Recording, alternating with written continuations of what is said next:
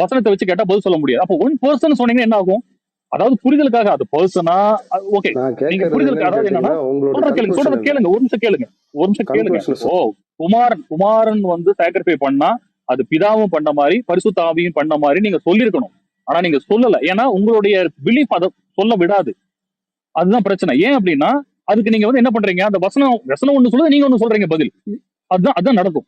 இப்படி இது மாதிரி நிறைய விஷயம் அப்படி நடக்கும். நான் என்ன சொல்றேன், ஒரு கடவுள் இப்ப அது குமாரன் கொடுத்தா பிதா கொடுத்த மாதிரி பரிசுத்தாவி கொடுத்த மாதிரி முடிஞ்சு போச்சு. அதுதான் சரியான பதில். சரி, இதுல என்ன கன்க்ளூஷன் சொல்ல வர்றீங்க? 3 பேருமே அதான் சொல்றேங்க. அத பாருங்க, நான் சொல்றேன் பாருங்க. நான் சொல்றேன் பாருங்க. என்னோட புரிதல் அதான் சொல்றேன். என்னோட புரிதலை வந்து என்னன்னு நோ சொல்லுங்க. நோ நோ நோ நான் என்னோட புரிதலை ஒரே லைன்ல சொல்றேன் பாருங்க. One numeric God. அவர் ஃபாதரா இருக்காரு, சன்னா இருக்காரு, பரிசுத்தாவியா இருக்காரு. ஆனால் இவர் ஆழ்த்தோன்னு நீங்க பார்க்கும்போது பிதாவும் குமாரனும் ஒருவர் அல்ல. பிதா வேறு, குமாரன் வேறு, பரிசுத்தாவி வேறு. இதுதான் எனக்கு தெரிஞ்சு ரொம்ப டெப்தா நம்பி பார்த்து நான் தெரிஞ்சுக்கிட்ட விஷயம். இதை தாண்டி நீங்க வேற எந்த எக்ஸ்பிரஷன் கொடுத்தீங்கனாலும் பெரிய ஆர்குமெண்டா தான் போகுமே தவிர அது உங்களே அதை கன்வின்ஸ் பண்ணாது. இப்ப நான் அதுதானே சொல்றேன், one in being three in person குடிச்சு தானே நாங்களும் சொல்றோம். அதாங்க ஒன் இன் பீயிங் சொல்றீங்க, அதுக்கு விளக்கம் வசனத்தின்படி கேட்டா பிரச்சனையாகுது. ஆமா, அதாவது ஒரே ஒரு பீயிங்கா இருக்காருன்னா, நான் உங்களுக்கு டிக்ஷனரியில இருந்து இந்த பீயிங்க்கு நான் ஒன்று எடுத்து போட்டேன்ல, நீங்க லெஃப்ட்ல பாருங்க, அதை படிச்சு பாருங்க தயவு செய்து. அது எங்க ஓடிச்சுன்னு தெரியல. இருங்க ஒரே நிமிஷம். பிரதர் இங்க பாருங்க, நான் என்ன சொல்லிருக்கேன்னா, நான் வந்து இருங்க கொஞ்சம் இருங்க. அந்த அந்த நான் கொஞ்சம் அப்படியே ஒரு 7 8 10 இதுக்கு மேல போங்க. மாஸ் நவுன் ஆக்சுவலா பீயிங்கிறது வந்து அதுக்கு பாருங்க எக்ஸிஸ்டன்ஸ்னு ஒரு வார்த்தை வருது. எக்ஸிஸ்டன்ஸா என்ன? ஒரு உயிருள்ள ஒரு இது. த ரயில்வே அதுக்கு வந்து ஒரு எக்ஸ்பிளனேஷன் கொடுக்குது. The railway brought many towns into being. the single market came into being in 1993. அர்த்தம் புரிஞ்சுதா உங்களுக்கு? பல இல்ல பிரதர், ஒரு வசனத்துல என்ன இருக்குன்னு தான் நீங்க புரிஞ்சுக்கணுமே தவிர remained in being இருக்குது. அப்ப பிதா, குமாரன், பரிசுத்தாவியானவர் 3 பேரும் ஒரே பீயிங்ல இருக்காங்க அப்படின்னு டிஸ்பரியே சொல்ற போதுங்க. இனி நான் என்ன புதுசா போய் உங்களுக்கு பண்ணணும்னு தெரியல. இந்த நான் சொல்றது பீயிங்கிறது உள்ள வந்து கேக்குறேன். இந்த ஒன் இன் பீயிங்கிறது எங்க எடுத்து வந்தீங்க? இந்த பாருங்க, இந்த 3 பேரும் வந்து தனித்தனி நபராக பெருந்து செய்யக்கூடிய ஆற்றல் பெற்றவர்கள், வல்லமை உள்ளவர்கள், சர்வ வல்லமை உள்ளவர்கள். புரியுதுங்களா? அவர் பிதாவே வந்து அவர் ஒரே ஒருத்தரா இருந்தா கிட்டத்தட்ட இந்த சாமானந்தான் சொல்றதுதான் நீங்களும் சொல்ற மாதிரி வருது. பிதாவே வந்து பாத்தீங்கன்னா சிலுவையில ஒரு விஷயத்தை அவங்க சொல்லிட்டாங்க, அதனால நான் நம்ப மாட்டேன் அப்படின்னு சொல்றீங்களா? இல்லைங்க, நான் சொல்றது கேட்டுக்கோங்க. நீங்க சம்டைம்ஸ் பண்ற ஆர்குமெண்ட் வந்து நீங்க சம்டைம்ஸ் பண்ற ஆர்குமெண்ட் வந்து நான் என்ன கேட்டேன், இப்போ நான் வந்து ஒரு சினாரியோ சொன்னேன். அதாவது வசனத்துல சில விஷயங்கள் நான் சொன்னேன். என்ன சொன்னேன்?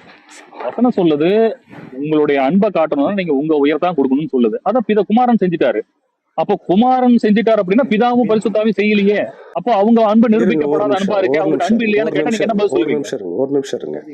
பிதா அதாவது குமாரனானவர் சிலுவையிலே அறையப்படுகிற போது பரிசுத்தாவியானவர் எங்கே இருந்தார்? அதை மட்டும் சொல்லுங்க. இல்ல பிரதர், விஜய் ப்ளீஸ் ஒரே ஒரு விஷயம். அவர் இந்த ஊழியத்திற்கு வரும்போதே சொல்லிட்டாரு, கர்த்தராகி ஆவியானவர் என்மேல் இருக்கிறாருன்னு.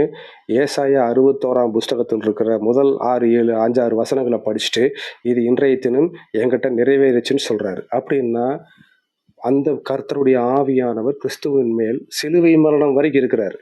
அப்போ குமாரனுக்கு வலிச்சா பிதாவுக்கும் வலிக்கும், குமாரனுக்கு வலிச்சா ஆவியானவருக்கும் வலிக்கும். புரியுதுங்களா? ஏன்னா அவங்க வந்து எலோஹிம் என்கின்ற ஃபேமிலிக்குள்ள 3 பேர் இருக்கிறாங்க. அவங்களுக்கு வலிச்சா அப்புறம் ஒண்ணுதாங்க. ஓ ஒண்ணு இல்ல, நீங்க சொன்னது கரெக்ட் தான். என்னன்னா உங்களுக்கு இல்லைன்னா எனக்கு வலிக்குன்னு வச்சுக்கீங்களேன், மனுஷனுக்கு விட்டுருங்க. அதுல என்ன நீங்க அந்த ஆர்குமெண்ட்ல என்ன கன்க்ளூஷனுக்கு வந்துட்டீங்கன்னு எனக்கு புரியல. ஜெய் ப்ளீஸ் விஜயும் பேசிட்டு இருங்க, அவருக்கு ஒரு அந்த வாய்ப்பு கொடுங்க, பேசுங்க. எனக்கு ஒரு கேள்வி. இப்ப உங்க சிநேகிதனுக்காக ஜீவனை பொறுப்பதிலும் நேரம் வந்து ஒன்று இல்லைன்னு சொல்லிட்டாரு அப்படின்னா, அப்ப மனைவிக்காக உயிரை கொடுக்கறது இல்ல ஒரு ஸ்ட்ரேஞ்சருக்காக உயிரை கொடுக்கறது எல்லாம் கம்மியா நம்ப?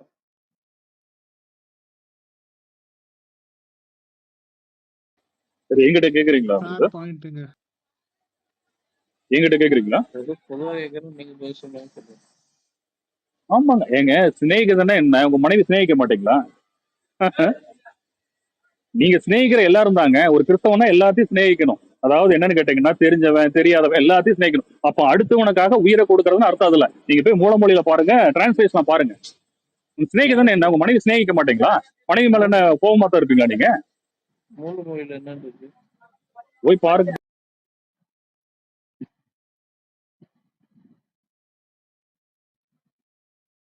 எதுனா வசனம் நம்பர் சொல்லுங்க.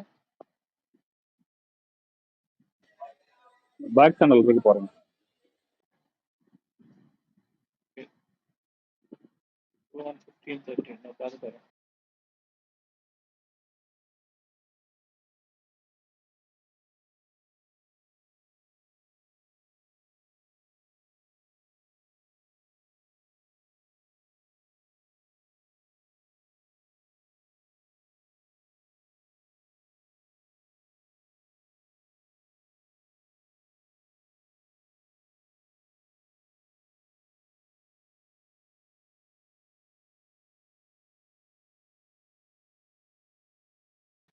ஓகே. ஃப்ரெண்ட்ஸுன்னு தான் இருக்கு மூல மொழியில.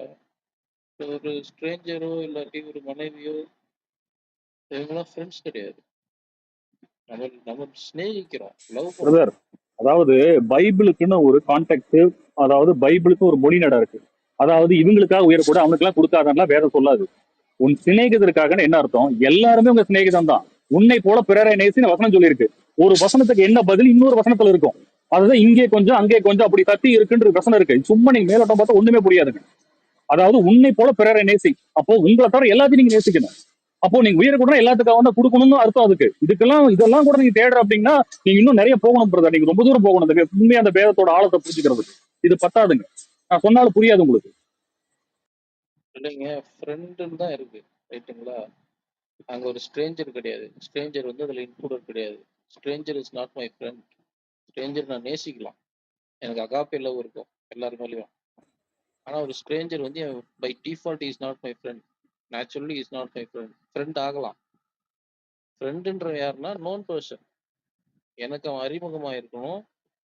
எனக்கு அவனுக்குள்ள ஒரு ஒரு சரி, உணர்வு ஓகே. உங்க வித்தியாசம். கிரிட்டேரியா படி பார்த்தா உங்க உங்க உங்க ஒய்ஃப் உங்களுக்கு ஃப்ரெண்டு தானே? ஒய்ஃப் ஃப்ரெண்டாகவும் இருக்க முடியும்.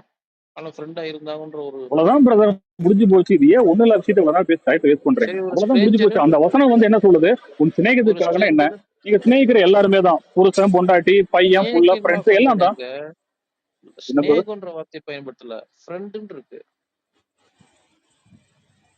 ஃப்ரெண்டுனா அப்போ மனைவிக்காக உயிரை கொடுக்க வேண்டாம், ஃப்ரெண்டுக்காக மட்டும் கொடுத்தா போதும் வசனம் சொல்லுதா? யார் நண்பரா இருக்காங்க அவங்களுக்கு மட்டும் உயிரை கொடு. நான் ஏசு இன்னும் மத்த சொன்னாரா? கேட்கறேன். மத்தவங்களுக்கு கொடுக்காத, உன் பையனுக்காக கொடுக்காத, பிள்ளைக்காக கொடுக்காத, ஃப்ரெண்டுக்கு மட்டும் உயிரை கொடுன்னு சொன்னாரா? அப்படி சொல்லியிருப்பாரா அவரு? அப்படி அவர் சொல்லலையே. இப்படி என்ன வியாக்கியானம் பண்றீங்க வசனம் அப்படி? தான். இல்லைங்க, நான் நான் நான் கேட்கறதுன்னா உன் சிநேகிதருக்காக ஜீவனை கொடுப்பதை பிரதர், காட்டிலும் எனக்கு மேலான மிஷின் ஓடிட்டு இருக்கு, சவுண்ட் கேட்கல, அதனால சவுண்டா பேசுறேன். எதை தப்பா எடுத்துக்காதீங்க. எனக்கு வந்து எனக்கு ஓவர் சவுண்ட் இங்க இண்டஸ்ட்ரிக்குள்ள இருக்கிறேன், அதனால அப்படி சவுண்டா பேசுறேன். நீங்க வித்தியாசமா எடுத்துக்காதீங்க. இல்ல இல்ல உன் சிநேகிதனுக்காக ஜீவனை கொடுப்பதை காட்டிலும் மேலான அன்பு இல்லை அப்படின்னா அப்போ ஒரு ஸ்ட்ரேஞ்சருக்காக ஜீவனை கொடுக்குறது இது ஒரு ஒரு யாருமே அறிமுகம் இல்லாத ஒருத்தர். அவருக்கு ஏதோ ஒரு பிரச்சனை, திடீர்னு வந்து நம்ம காப்பாற்ற போறோம். எங்க நம்ம உயிரை சுவிசேஷம் பண்றவங்களும் அப்படிதாங்க உயிரை கொடுத்து விட்டுருக்காங்க. மிஷனரியா வரவன்லாம் யாருன்னு தெரியாதவனுக்காக தாங்க உயிரை கொடுக்குறாங்க.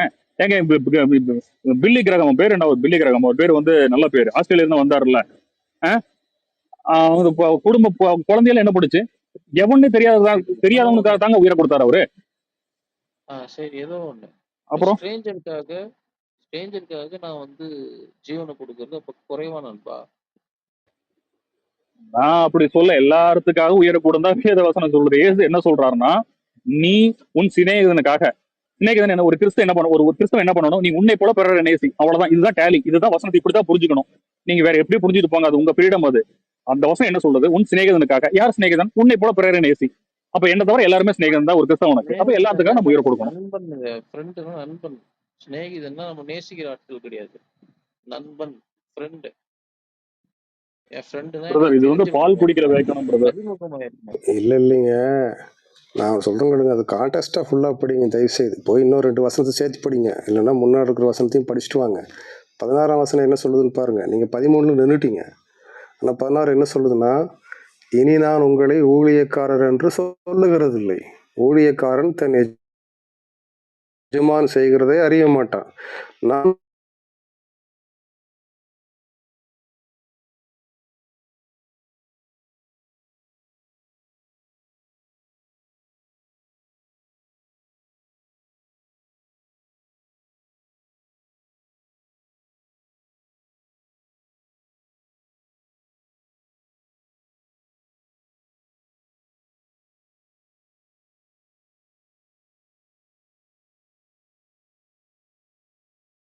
செய்கிறதை அறிய மாட்டான். அப்படின்னா எஜமான் என்ன சொல்றாரோ அதை நான் உனக்கு சொல்ல மாட்டேன். நான் உங்களை சிநேகிதர் என்றேன், ஏனெனில் என் பிதாவினிடத்தில் நான் கேள்விப்பட்ட எல்லாவற்றையும் உங்களுக்கு சிலதை நீங்க கரெக்டா எடுத்தீங்கன்னா அது கரெக்டா பொருந்தி வரும். அதை கொண்டு போய் நீங்க வந்து டிவைன்ஷிப்ல கொண்டு போய் வச்சு பேசுனீங்கன்னா நத்திங் வில் டேலி. அப்ப அந்த வசனத்தை ஒரு கிரைட்டீரியான்னு எடுத்தா, நண்பன்றது கிரைட்டீரியா என்னன்னா அறிவிக்கிறது. இந்த வசனத்தை கிரைட்டீரியா எடுத்தா, நண்பனுக்கு யாரு உயிரை கொடுக்குறாங்களோ அதான் பெரிய அன்பு. விஜய் ப்ரோ, இப்படி நம்ம ஒரு ஜீசஸ் வசனத்தை நண்பர்களுக்கு கிரைட்டீரியாவை எடுக்க மட்டும்தான் முடியாது. இது வந்து கிறிஸ்து அவர் ரொம்ப சாதாரணமா எளிமையா பேசுற வார்த்தைகள். இதுல ஒரு செமாண்டிக்கல் இதுக்குள்ள போயிட்டு ஒரு கிரைட்டீரியா, இதுக்கு ஒரு கிரைட்டீரியா, அதுக்கு ஒரு கிரைட்டீரியா செட் பண்ணி அவன் பேச முடியாது. ஏங்க ஒரு பிள்ளைய வந்து கொடுக்கறது வந்து லேசான அன்பாங்க. தன் சொந்த குமாரனை கொடுத்தான்றது நான் குறைவான அன்பா.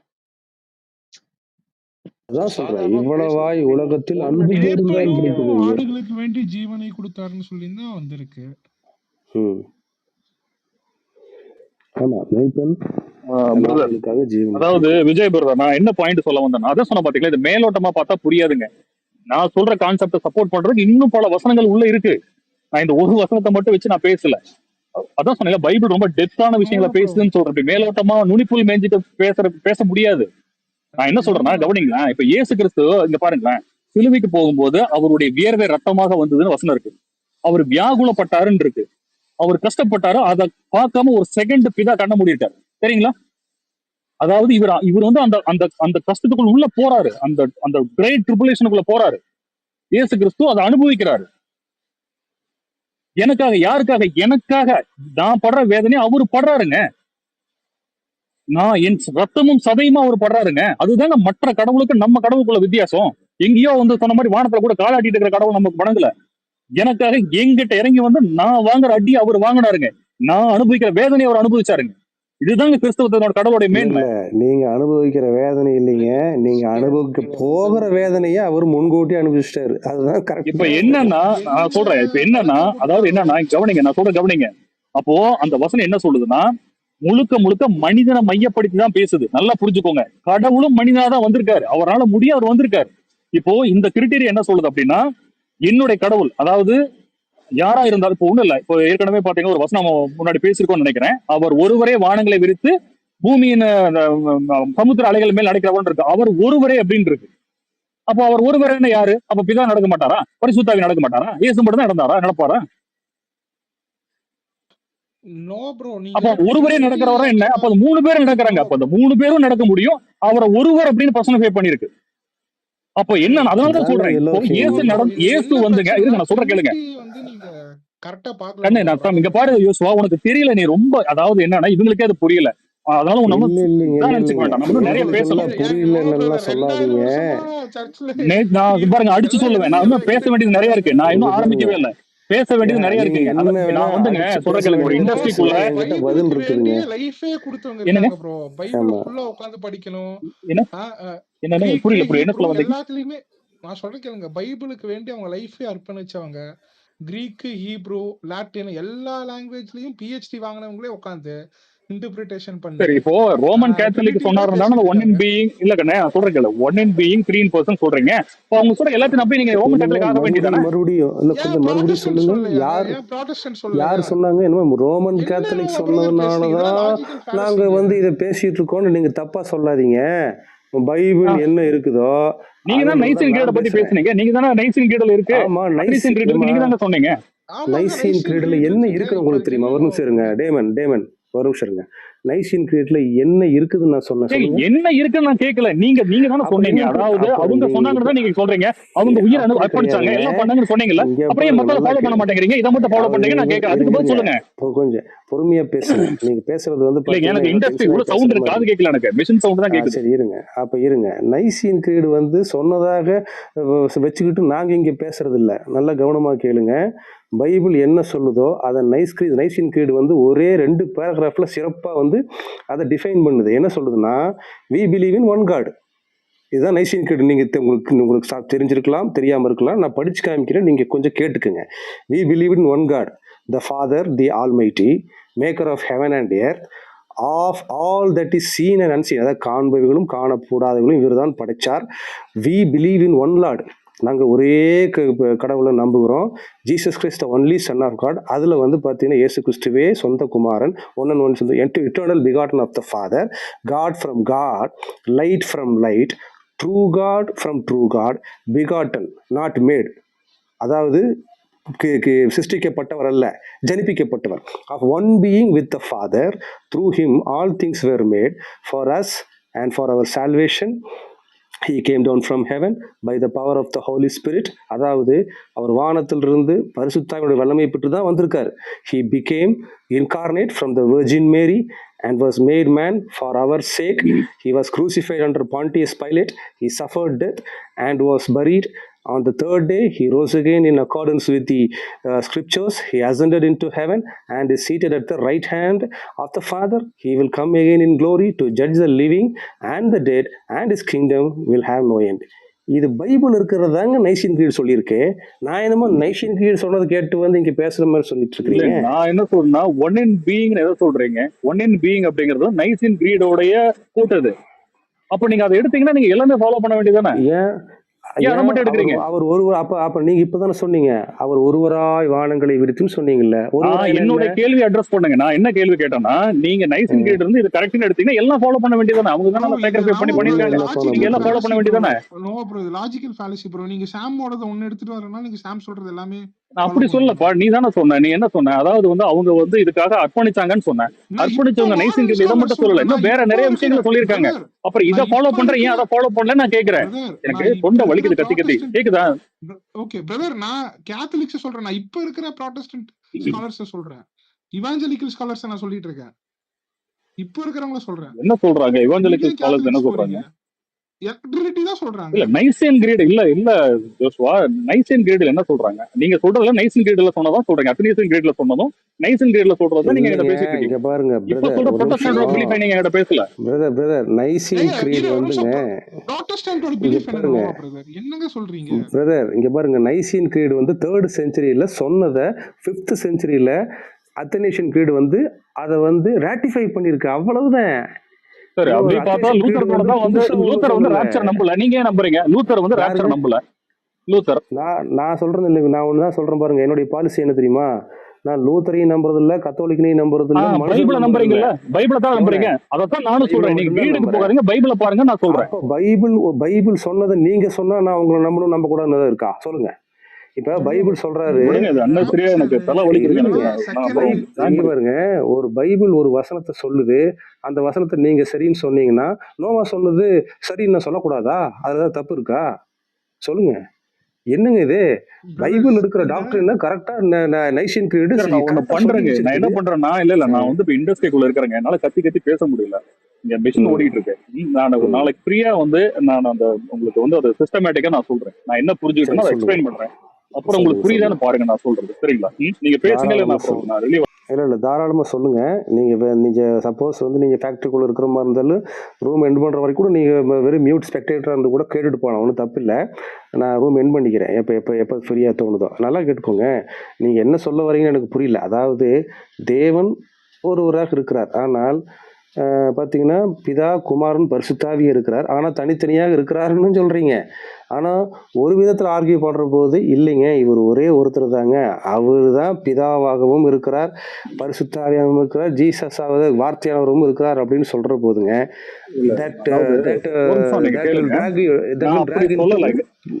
ஒரு நிமிஷம் கேளுங்க. நான் அப்படி சொல்லலாம், அதான் சொன்னேன் இல்லையா, ட்ரினிட்டி புரிஞ்சுக்கிறதுக்கு at least we have to speak 2 to 3 hours.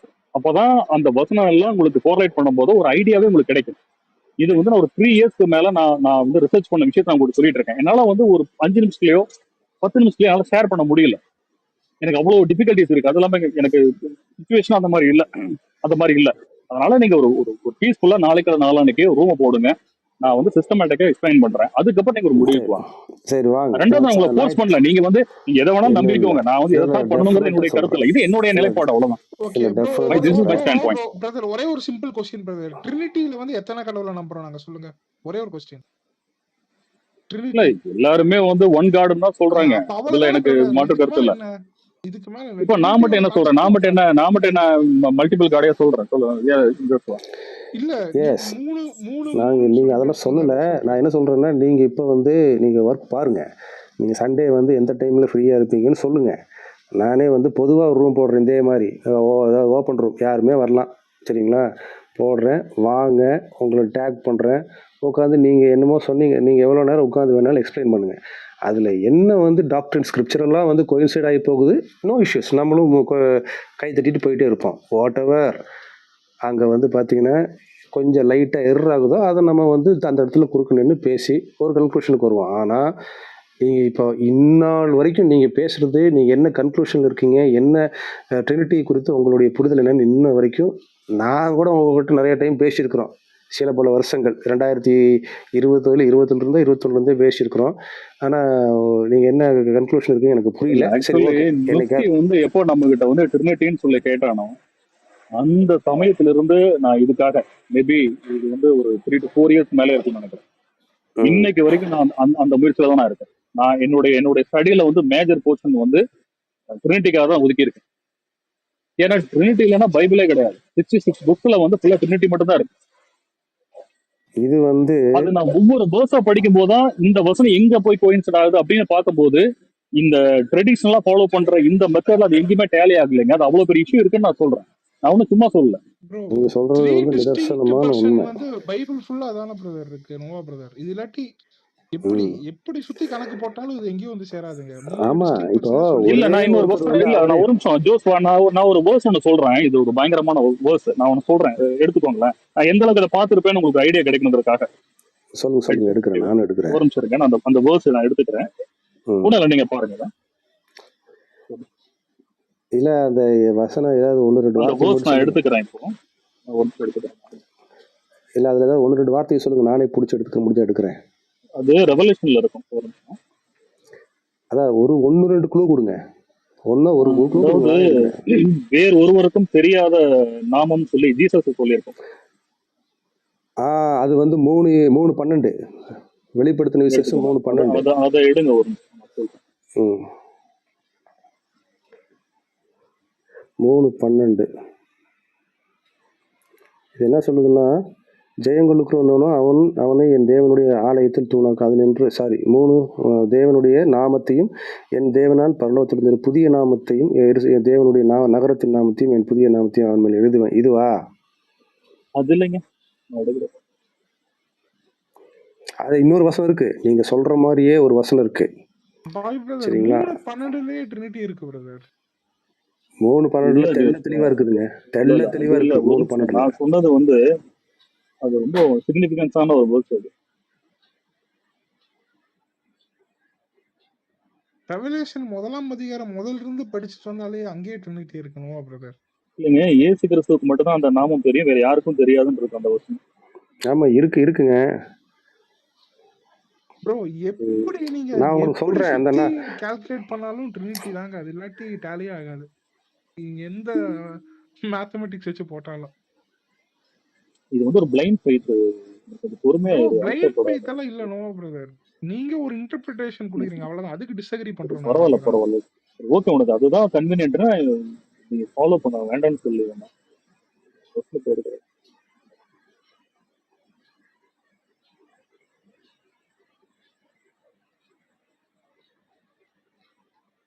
Simple bro. இப்போ ஜீசஸ் சொல்றாரு கடைசி நாட்கள் என்ன ஆகும்னா பிதாவை தவிர வேற யாரும் அறியார் அப்படின்னு சொல்றாரு. ஜீசஸ் போய் பிரேயர் பண்றாரு பிதா கிட்ட.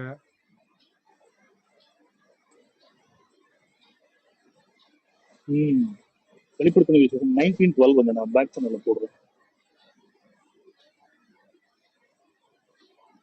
19:12 வந்து கர்த்தருடைய வார்த்தை. எனக்கு சென்ட் ஆக மாட்டேங்குது. 19:12 வந்துங்க, அவருடைய கண்கள் அக்கினி ஜுவாலையை போல் இருந்தன, அவருடைய சிரசின் மேல் அநேக கிரீடங்கள் இருந்தன, அவருக்கே அன்றி வேறு ஒருவருக்கும் தெரியாத ஒரு நாமமும் இருந்தது. யார் ஒருத்தருக்கும் தெரியாதா? சொல்லுங்க. அவருக்கு மட்டும்தான் தெரியும். பாருங்க, நீங்க 11 and 12 ரீட் பண்ணுங்க, நான் பாருங்களேன். பின்பு பரலோகம் திறந்திருக்கு. நானே படிக்கிறேன். ஒரு நிமிஷம் இருங்க, let me finish. நான் படிக்கிறேன்னு தான் சொன்னேன். பின்பு பரலோகம் திறந்திருக்க கண்டேன், இதோ ஒரு வெள்ளை குதிரை காணப்பட்டது, அதன் மேல் ஏறி இருந்தவர் உண்மையும் சத்தியம் உள்ளவர் எனப்பட்டவர், அவர் நீதியாய் நியாயம் தீர்த்து யுத்தம் பண்ணுகிறார், அவருடைய கண்கள் அக்கினி ஜுவாலைகள் போல் இருந்தன, அவருடைய சிரசின் மேல் அநேக கிரீடங்கள் இருந்தன, அவருக்கே அன்றி வேறு ஒருவருக்கும் தெரியாத ஒரு நாமம் எழுதியிருந்ததுன்னு இருக்கு. அப்ப இயேசுகளை தவிர வேற ஒருத்தருக்கும் தெரியாதுன்னா பிதாவுக்கு தெரியாதா? குமார அடுத்த பரிசுத்தாவிக்கு தெரியாதா? அடுத்த வசனம் படிங்க, அதுக்கு என்ன பதில்னு சொல்லுங்க. படிங்க, நீங்களே படிங்க. அடுத்த வசனம் சொல்லுது, இரத்தத்தில் தோய்க்கப்பட்ட வஸ்திரத்தை தரித்திருந்தார், அவருடைய நாமம் தேவனுடைய வார்த்தை என்பது. சரிங்களா? ஆனா இந்த இடத்துல டிக்ளேர் ஆகுது தேவனுடைய வார்த்தைன்னு. ஆனா மேல் இருக்கிற வசனத்துல அவருக்கே அன்றி அப்படின்னா இயேசுவை தவிர அல்லது பிதா குமாரன் பரிசுத்தர் தவிர வேறு ஒருவருக்கும் தெரியாத ஒரு நாமம் எழுதி இருந்ததுன்னு தான் சொல்லுது. ஆமாங்க. எழுதி இருந்ததுன்னு தான் சொல்லுது. அப்ப யோவான் அந்த அந்த அந்த காட்சியை பார்த்த யோவான்னால அந்த எழுதி இருந்த அந்த நாமத்தை அவனால படிக்க முடியலையா அல்லது What's the இயேசு point? அவனுக்கு நீங்க என்ன சொல்ல வரீங்க? எனக்கு வெளிப்படுத்தவில்லையா? புரியல. அதாவது என்னன்னா, அங்க ஜீசஸ் கிரைஸ்ட தவிர வேற யாருக்கும் தெரியாத ஒரு நாமம் அப்படின்னு இருக்கு. ம், அப்படின்னா என்னோட நம்மளுக்கெல்லாங்க. கொஸ்டின் என்ன அப்படின்னா, அது ம். காட் த ஃபாதருக்கு தெரியாதா, காட் த ஹோலி ஸ்பிரிட்டுக்கு தெரியாதாங்கிறது என்னோட கொஸ்டின். Brother no brother. இப்போ நான் உங்களுக்கு பேசல, ஆடியன்ஸுக்கு பேசுகிறேன். நீ தப்பாக எடுத்துக்காதீங்க. கீழே ஒருத்தர் இருக்கிறான், இந்த வசனத்தை நான் அவனுக்கு சமர்ப்பணம் பண்ணுறேன், இந்த நாமத்தை நீ கண்டுபிடிச்சு சொல்லியே பார்க்கலாம். என்னமோ ஆவுன்னா வந்து உன் கடவுளுக்கு நாமத்தை சொல்லு, கடவுள் நாமத்தை சொல்லு, பெரிய இவனுங்களாட்டம் கண்டுபிடிச்சு சொல்கிறா. நீங்கள் பேசுங்க. சாரி நோவா. இல்ல ஒண்ணும் இல்லைங்க, அதான் நான் சொன்னேன். இப்ப எனக்கு இது சரியான டைம் கிடையாது. இப்போ நான் இருக்கிற சுச்சுவேஷன்ல இன்னும் நிறைய வேர்சஸ் இருக்கு, எடுத்து பேசுறதுக்கு சரியான டைம் இல்லை. நான் மறுபடியும் நாளைக்கு அல்லது நாளானைக்கு ஃப்ரீயா நான் பேசுறேன். அது கூப்பிடுங்க. ஆக்சுவலா நம்மள இல்ல, அது ஆக்சுவலா பிதா குமாரன் பரிசுத்தாவியானவரை தவிர மத்த ஏஞ்சல்ஸ்க்கு நம்மளுக்கு எல்லாம் தெரியாது. அந்த மாதிரி கான்டெக்ட்ல தான் வருவாங்க அதாவதுங்க, அப்படின்னு இவ தேவ ரகசியத்தை பற்றி உங்களுக்கு ஒரு ஒரு மண்ணாங்கட்டியும் தெரியாதுங்க. ஆனால் வந்து பெரிய இவனுங்களாட்டம் வந்து பார்த்தீங்கன்னா பணம் கொடுக்குறானுங்க. புரியுதுங்களா? இன்னைக்கு பூரா அதை தான் நடந்துட்டு இருந்தது. ஒன்று உனக்கு 2 பேரும் சேர்ந்துக்கிட்டு இந்த பித்துக்குழிகளும் கடவுள் பேரை சொல்லு, உன் கடவுள் பேரை சொல்லு. நான் சொல்லிட்டேன் எப்பா, எனக்கு வந்து பார்த்தீங்கன்னா நான் சாகிற வரைக்கும் பூமியின் வானத்தின் மேலேயும் கீழேயும் பூமியின் சமுத்திரத்துக்கு கீழேயும் வந்து ஒரே ஒரு நாமம் தான்ப்பா எனக்கு சொல்லப்பட்டிருக்கு. அந்த நாமம் இயேசு கிறிஸ்துப்பா. அந்த இயேசு கிறிஸ்து மூலமாக தான் நான் பிதாவை நான் வந்து தொழுது கொள்ள வேண்டும், ஆராதிக்க வேண்டும். ஆராதனை வந்து எப்படின்னு கேட்டிங்கன்னா பிதாவுக்குரியது. புரியுதுங்களா? அதனால தான் நம்ம ஜெபத்தில் பரிசுத்த பிதாவே ஆசீர்வதிக்கப்பட்ட இந்த நல்ல தருணத்திற்காக நாங்கள் உண்மை வேண்டுகிறோம்னு சொல்லிட்டு நமக்குள்ள இருக்கிற ஆவியானவர் மூலமா நம்ம ஜெபிச்சு இயேசுவின் மூலம் ஜெபம் கேளும் பிதாவேன்னு முடிக்கிறோம். அது ப்ரேயர்லேயே வந்து பார்த்தீங்கன்னா ட்ரையூன் காட் இருக்கார். ஆனால் இவங்க என்ன பண்ணுவாங்க, நேராக வந்து பார்த்தீங்கன்னா இயேசுக்கிட்டே எல்லாத்தையும் கேட்பாங்க, இயேசு பிதா விட்டுருவாங்க. ஆனால் அந்த இயேசு வந்து பிதாவுடைய வலது வருஷத்தில் உட்காந்துக்கிட்டு ஆசாரிய ஊழியம் பண்ணிட்டு இருக்காரு. ஆசாரிய ஊழியம்னா என்ன? நீ இந்த சாமானந்தா வந்து நாளைக்கு ஏதாவது போய் ஒரு தண்ணியை போடுவான், ஒரு கஞ்சா அடிச்சுட்டு வருவான். புரியுதுங்களா? அப்போ மேலே உட்காந்து அவருக்காக பரிந்து பேசுறது ஆசார் ஊழியம் பண்ணுறது யாரு? கீழே இருக்கிற பரிசுத்தாவியார் என்ன பண்ணுவார்? விலகி போயிடுவார். இந்த கஞ்சா அடிக்கிற கஞ்சானால விலகி போகிற போது என்ன ஆகும்? அவனுக்காக பரிந்து பேசுறதுக்கு மேலே ஒருத்தர் உட்காந்துருக்காரு பிதா கிட்ட. இந்த சத்தியமெல்லாம் இவனுக்கு தெரியாது. ஏன்னா பிதா வந்து இப்போ அன்பாக இருக்கார். அன்பின் சொல்லிட்டு நாளைக்கு பட்சிக்கிற அக்கினி. பிதா வருத்தவர். பிதா வந்து தம் உளமாற அவர் வருந்துகிற போது இயேசு கிறிஸ்து அந்த இடத்துல தான் வந்து அங்கே முட்டு கொடுக்குறாரு. என்ன மீன்ஸ் பேரிகேட் போடுறாரு. பார், நான் தான் ரத்தம் செஞ்சிருக்கேன், ப்ளீஸ் வெயிட் பண்ணுங்க அப்படின்னு சொல்லிட்டு அங்கே பரிந்து பேசுகிற வேலையை வந்து பண்ணிட்டு இருக்கிறது இயேசு கிறிஸ்து. புரியுதுங்களா? வேற யாருக்கும் தெரியாதுன்னு சொல்லி இருக்கு பாத்தீங்களா? நாளைக்கு கிரி வந்து அந்த நாமத்தை சொல்லுவாரு என்னன்ட்டு சொல்லுவாரு. ஏன்னா அவங்க அப்பா நாமத்தை சொல்லுவாரு. அவங்கள பொறுத்த வரைக்கும் 2 அப்பாங்க. இயேசு வந்து அவங்களுக்கு ஒரு அப்பாங்க, ஒரு பிதாங்க. அந்த இயேசு கிறிஸ்து வந்து ஒரு பிதா, அவரே சொல்றாரு, நான் பிதாவினிடத்துல கட்டளையை பெற்று இதை சொல்றேன்னு சொல்றாரு. அப்ப கட்டளையை பெறக்கூடிய மனுஷகுமாரனாகவும் இருக்கிறார், அவரு தேவகுமாரனாகவும் இருக்கிறாரு. நான் அவங்க ரூமுக்கு போனேன் பிரதர். போய் வேற ஒரு தேட்டர்ல வாழணும் அப்படின்னு சொன்னதுக்கு கிரி என்னங்கிறாரு, அது வேறு விதமா தேற்றுவார் அப்படிங்கிறாரு பிரதர். நான் என்ன சொன்னேன், சரிங்க அதுக்கு முன்னாடி வரைக்கும் எப்படி தேற்றிட்டு இருந்தேன் சொல்றது கேளுங்க. சரிங்க அதுக்கு முன்னாடி வரைக்கும் எப்படி தேற்றிட்டு இருந்தேன்னு கேட்டு நான் வெளியில அனுப்பி விட்டாங்க பிரதர். சரிங்க பிரதர், நான் ஒன்று சொல்றேங்க. என்னோட டிபி, நீங்கள் எல்லாருக்குமே சொல்கிறேன், என்னுடைய ப்ரொஃபைலை வந்து யாராவது ஒருத்தர் டேப் பண்ணுங்க. டேப் பண்ணிவிட்டு அங்கே வந்து பார்த்தீங்கன்னா ஒரு ஒரு வசனத்தை நான் வந்து போட்டிருப்பேன். சரிங்களா? கீழே the works of triune God, அதாவது ஒரு ஹார்ட் சிம்பிள் கொடுத்து த ஒர்க்ஸ் ஆஃப் ட்ரையூன் காடுன்னு போட்டிருப்பேன். இதில் 3 வசனங்களை நான் வந்து மேற்கோள் காட்டியிருப்பேன். என்னோட டிபியில் ப்ரொஃபைலை கொஞ்சம் ஓப்பன் பண்ணிக்கோங்க. இதில் எஃபேசியன்ஸ் 1ஆம் அதிகாரம் 4ஆம் வசனத்தையும் 7ஆம் வசனத்தையும் 13ஆம் வசனத்தையும் நான் கோட் பண்ணியிருப்பேன். சரிங்களா? அதை நான் உங்களுக்கு படித்து காமிச்சிடுறேன். யாருக்கு படிக்கிறேன்னா, உங்களுக்கு திருத்துவ நம்பிக்கையாளர்களுக்கு நான் படிக்கல, திருத்துவத்தை கண்மூடித்தனமாக எதிர்க்கிறவர்களுக்கு நான் படிக்கிறேன். ஃபர்ஸ்ட் 4ஆம் வசனம் படிக்கிறேன். இந்த இடத்துல வந்து தமக்கு முன்பாக நாம் அன்பில் பரிசுத்தம் உள்ளவர்களும் குற்றமில்லாதவர்களுமாய் இருப்பதற்கு அவர் உலகத் தோற்றத்திற்கு முன்பே கிறிஸ்துவுக்குள் நம்மை தெரிந்து கொண்டபடியே என்னன்னு கேட்டிங்கன்னா, ஃபாதர் தான் சூஸ் பண்ணுறாரு. புரியுதுங்களா? அப்போது அவர் தான் சித்தம் கொள்ளுகிறாரு, அவர் தான் சூஸ் பண்ணுறாரு. யாரை வச்சு சூஸ் பண்ணுறாரு? இயேசு கிறிஸ்துவை வச்சு சூஸ் பண்ணுறாரு. இப்போது இந்த சூஸ் பண்ண மனுஷன் வந்து பாவத்துக்குள்ளே விழுந்துட்டான். அவர் ஆதியிலே சூஸ் பண்ணது ஆதாமை வச்சு தான் தேவ பக்தி உள்ள சந்ததியை பெற செய்ய வேண்டும் என்று தேவன் திருவுளம் கொள்கிறார். அது மல்கியா 2:15 நீங்கள் படிக்கலாம். அவர் ஒருவனை அல்லவா படைத்தார், அவருக்குள் ஆவி பரிபூர்ணமாக இருந்ததே, பின்ன ஏன் ஒருவனை படைத்தார்? தேவ பக்தி உள்ள சந்ததியை பெறும்படிக்குத்தானே. அப்போது ஆதாமை வச்சு ஒரு திட்டம் கொள்ளுகிறாரு. ஆதாம் விழுந்து போவான் அப்படிங்கிறது தேவனுடைய முன்னறிவின்படி தேவன் நன்றாக அறிவார். ஆகவே தான் உலக தோற்றத்திற்கு முன்னே கிறிஸ்து வந்து அடிக்கப்பட்ட ஆட்டுக்குட்டி. இந்த இந்த இந்த இன்டெப்த், இந்த ஆழங்களுக்குள்ள இவங்களுக்கெல்லாம் போக தெரியாது. அதை நம்ம சொல்லிக் கொடுத்தா நம்மளை ஏளனம் பண்ணுவானுங்க, கிண்டல் பண்ணுவானுங்க, நையாண்டி பண்ணுவானுங்க, எல்லா மண்ணாங்கட்டியும் பண்ணுவானுங்க. அடுத்தது நான் இப்போ 7ஆம் வசனத்துக்கு வரேன். இந்த விழுந்து போன மனுஷனை மீட்கிறது யாரு தெரியுமா? குமாரன். அது 7ஆம் வசனத்துல சொல்லுது, அவருடைய கிருபையின் ஐஸ்வர்யத்தின்படியே இவருடைய இரத்தத்தினாலே பாவ மன்னிப்பாகிய மீட்பு இவருக்குள் நமக்கு உண்டாயிருக்கிறது. இப்ப பாத்தீங்கன்னா, தேவன் தெரிந்து கொண்ட மனுஷனை மீட்பது யாருன்னு கேட்டிங்கன்னா இயேசு கிறிஸ்து. சரி, மீட்டுக்கிட்டு அப்படியே விட்டுருவாரா? விடமாட்டாரு. 13ஆம் வசனம் என்ன சொல்லு தெரியுமா? அதே அதிகாரத்துல, நீங்களும் உங்கள் ரட்சிப்பின் சுவிசேஷமாகிய